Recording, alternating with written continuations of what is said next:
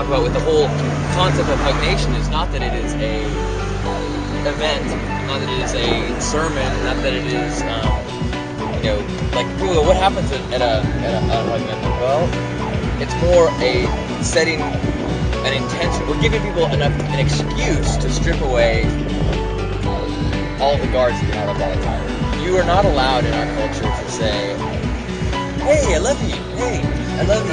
Hey, I love you. But really, I think that if you are leading a spiritual path, that should be your goal in every area. By doing that, you're raising what is the acceptable level of emotional openness, and it's just trust. It's the transparency of my soul and of my heart. And it can be vulnerable, but I think what you find is when you can find a community of it, it isn't vulnerable at all. It's totally powerful. Because if you are transparently one with love, then there's very little uncomfortable. But one very important thing in what you're doing, and one of the lessons to be learned with this experiment is really it's a matter of holding space. Because if you're carrying this message and you have, you're like, I'm just going to be open to the world and I'm, this is really what I believe in, and I just want to be able to hug people randomly.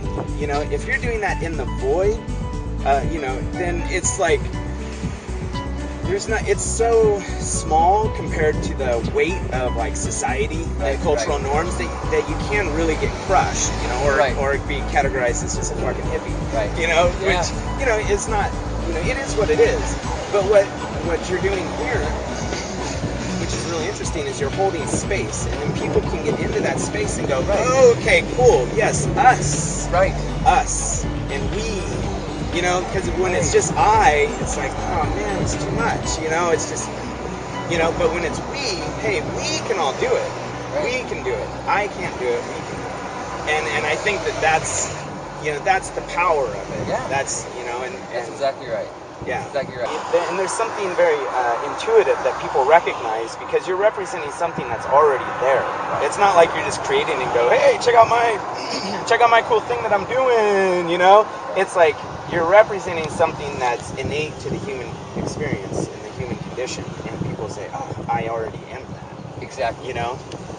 I already am that. Right. You already have dual citizenship. Right. Yeah. And in fact, this is just one flavor of this thing that's much bigger than the Hugmobile and the HugNation and you and me and everybody.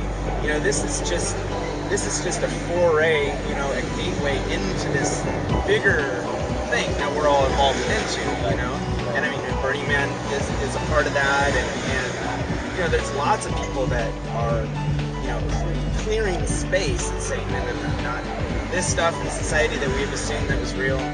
That's just one way of doing it. We can do it other ways, and it's just clearing this out, and it's full.